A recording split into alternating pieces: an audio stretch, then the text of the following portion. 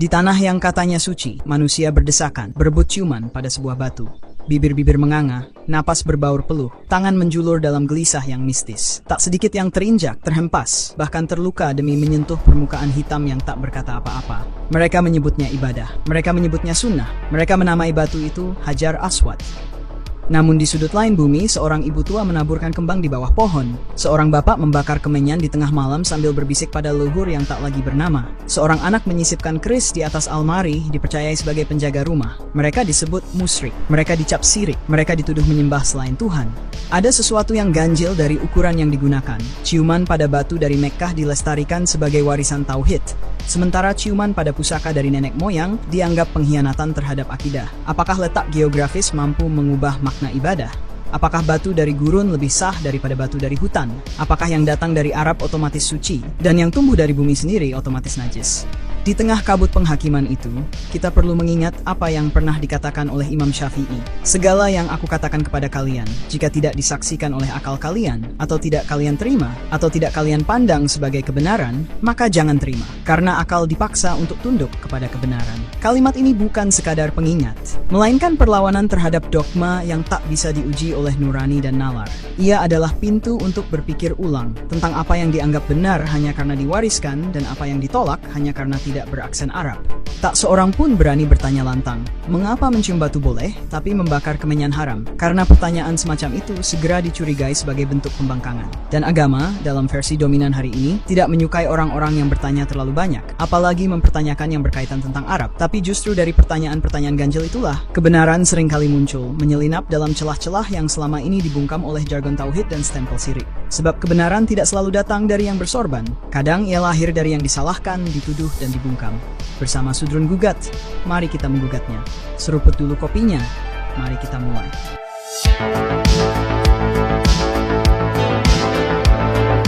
Sebelum Islam datang dengan risalah yang kita kenal hari ini, batu itu sudah lebih dulu berada di sana, di sudut Ka'bah yang sekarang disebut rukun. Ia bukan benda asing yang tiba-tiba disucikan oleh wahyu, melainkan bagian dari memori panjang masyarakat Arab pra-Islam. Dan sejarah mencatat dengan terang bahwa penghormatan terhadap Hajar Aswad bukan dimulai oleh Nabi Muhammad, tapi telah lama menjadi simbol sakral bagi orang-orang Quraisy, bahkan melebihi berhala-berhala yang mengelilingi Ka'bah. Riwayat pembangunan ulang Ka'bah oleh penduduk Mekkah memperlihatkan betapa luar biasanya posisi batu ini.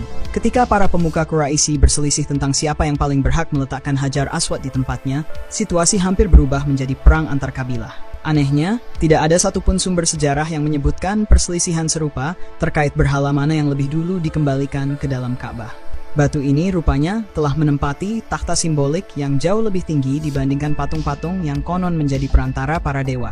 Wellhausen, seorang orientalis ternama, menyebut bahwa kesucian Ka'bah sendiri tidak berasal dari berhala-berhala di dalamnya, melainkan dari batu ini. Ia adalah pusat gravitasi spiritual orang-orang jahiliyah. Tanpanya, Ka'bah hanyalah bangunan kosong. Batu itulah yang menyulap bangunan itu menjadi rumah Tuhan, atau setidaknya rumah dari sesuatu yang lebih besar dari manusia. Ada yang menduga ia adalah meteorit, pecahan dari langit yang jatuh ke bumi. Ada pula yang meyakini bahwa ia adalah peninggalan dari peradaban pemujaan purba, mungkin sisa dari dewa batu yang disembah sebelum nama Allah dikenal. Beberapa orientalis bahkan menyatakan bahwa Ka'bah awalnya tidak lebih dari bingkai tempat diletakkannya batu hitam itu. Benda itulah objek utama pengkultusan. Ka'bah hanyalah panggungnya, pelaminan suci tempat batu itu dipertontonkan dalam ritual dan doa. Ini bukan kesimpulan liar. Jejak-jejak arkeologis dan etnografis menunjukkan bahwa di banyak wilayah Arab pra-Islam, pemujaan terhadap batu adalah bentuk peribadatan yang lumrah. Di Gaman, misalnya, ditemukan situs pemujaan dengan batu bernama Kohmam, batu yang bentuknya mirip dengan Hajar Aswad dan juga dipuja. Di Najran, di Tisalal, bahkan di kuburan-kuburan kuno, batu-batu khusus dijadikan pusat penghormatan. Makam-makam dibangun bukan karena tanahnya subur, tapi karena ada batu suci di sana. Artinya, keyakinan terhadap kekuatan metafisik dalam batu adalah sesuatu yang mengakar, bukan deviasi dari tauhid, melainkan tafsir lokal terhadap yang sakral. Orang-orang jahiliyah menyentuh batu hitam itu untuk mengambil berkah. Mereka tidak menyebutnya Allah, tapi mereka percaya ada sesuatu yang tidak kasat mata bersemayam di dalamnya. Mereka bersumpah di depannya, menangis di hadapannya, menggantungkan harapan pada permukaannya yang dingin dan hitam. Di sekitarnya, ritual terjadi. Di bawahnya, janji-janji diikrarkan. Lalu waktu berlalu, Islam datang, dan batu itu tetap tinggal. Tak hanya tinggal, tapi diberi tempat khusus, diciumnya oleh Nabi. Dan semenjak itu, ciuman itu diwariskan turun-temurun sebagai ibadah. Tentu ini bukan tuduhan, ini adalah pencatatan sejarah yang telanjang. Hajar Aswad tidak disalahkan karena disucikan, tapi sikap selektif kita yang perlu ditelanjangi. Karena dari sejarah ini, kita belajar satu hal, bahwa batu bisa menjadi suci jika ia datang dari Arab. Tapi batu yang sama, jika datang dari Nusantara, akan segera dilemparkan ke dalam kategori syirik, bidah, dan khurafat.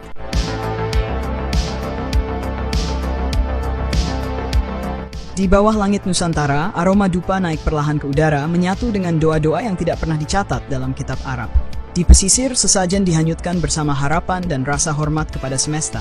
Di gunung, keris diletakkan di altar bambu, bukan untuk disembah, tapi untuk diingat. Sebagai pusaka, sebagai jejak tangan leluhur yang dahulu melindungi kampung ini dari penjajahan dan kelaparan. Namun semua itu, oleh sebagian suara keras dari mimbar-mimbar baru, dituding sebagai syirik yang harus disingkirkan. Tidak dikaji, tidak didekati, langsung dihakimi. Yang datang dari Arab dianggap warisan tauhid, meskipun kadang tak masuk akal. Yang tumbuh dari tanah sendiri dicurigai sebagai musuh tauhid, meskipun akar spiritualitasnya bisa ditelusuri jauh ke dalam harmoni kosmik yang tak kalah sakral. Disinilah terjadi penghapusan halus, bukan lewat senjata, tetapi lewat pengharaman. Tradisi yang tak paham bahasa Arab disuruh diam. Kepercayaan yang tidak lahir dari padang pasir disuruh lenyap. Padahal bila kita jujur, tradisi lokal ini tidaklah menjadikan benda sebagai Tuhan. Tidak ada petani yang menyembah nasi tumpeng. Tidak ada dukun yang menganggap keris sebagai pemilik hidup. Mereka menghormati, seperti kita menghormati batu di dinding Ka'bah. Mereka mengenang, seperti kita mengenang Nabi dengan mencium jejak langkahnya. Tapi tafsir tentang tauhid telah dipersempit. Hanya boleh memakai simbol Arab, hanya boleh berbahasa Arab, hanya boleh suci jika disetujui Timur Tengah. Ini bukan semata soal teologi, ini adalah imperialisme budaya yang dibungkus agama. Tradisi lokal tidak kalah spiritual, tapi ia tidak punya mikrofon sebesar Arab Saudi. Ia tidak disiarkan setiap musim haji, tidak mendapat restu dari ulama televisi, maka ia dicap sesat, maka ia dilarang, maka ia dibungkam. Yang lebih tragis, pembungkaman ini dilakukan oleh anak-anaknya sendiri. Kita melupakan pepohonan yang menyembuhkan, batu yang menyimpan pesan, dan laut yang diajak berdialog oleh nenek moyang kita. Semua itu dikubur atas nama tauhid. Padahal yang terjadi sebenarnya hanyalah pemaksaan satu tafsir, satu budaya, satu aksen Arab. Disinilah tragedi spiritual kita dimulai. Kita tak lagi mengenal kesucian selain yang dikabarkan dari jazirah. Kita menukar pusaka dengan plastik kemasan haji. Kita membakar dupa terakhir sambil meminta ampun karena telah terlalu lokal.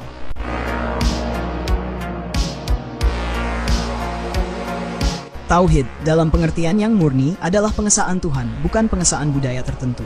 Namun dalam praktik yang menjalar di banyak tempat, terutama di negeri-negeri bekas jajahan yang kini sedang sibuk memurnikan agama, tauhid berubah wajah menjadi alat standarisasi. Ukurannya bukan lagi makna, melainkan asal. Yang datang dari Arab diasumsikan murni, sementara yang lahir dari bumi sendiri dianggap keruh dan tercemar. Dan inilah wajah baru kolonialisme spiritual.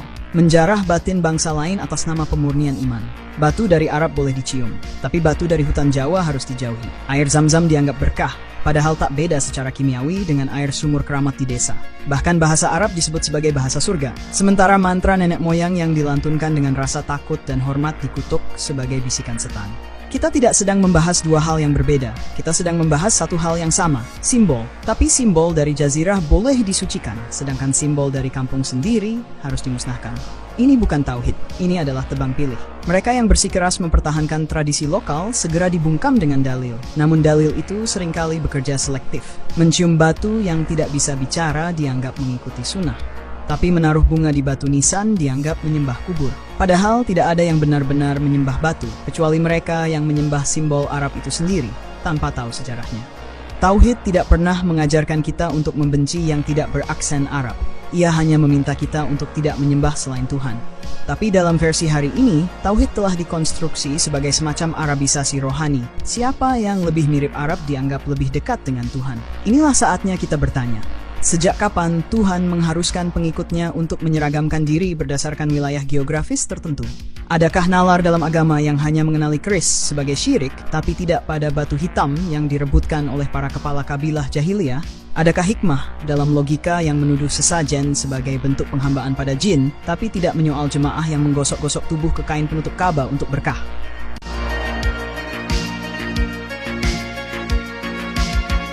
Barangkali bukan karena tauhid kita yang kuat, tetapi karena rasa rendah diri kita yang dalam. Kita curiga pada keris bukan karena keris itu menyesatkan, tapi karena ia terlalu dekat dengan kita. Kita panik melihat sesajen bukan karena takut pada kemusyrikan, tetapi karena takut pada warisan sendiri. Dalam diam, kita lebih percaya pada yang jauh. Dalam sunyi, kita diam-diam malu menjadi diri sendiri.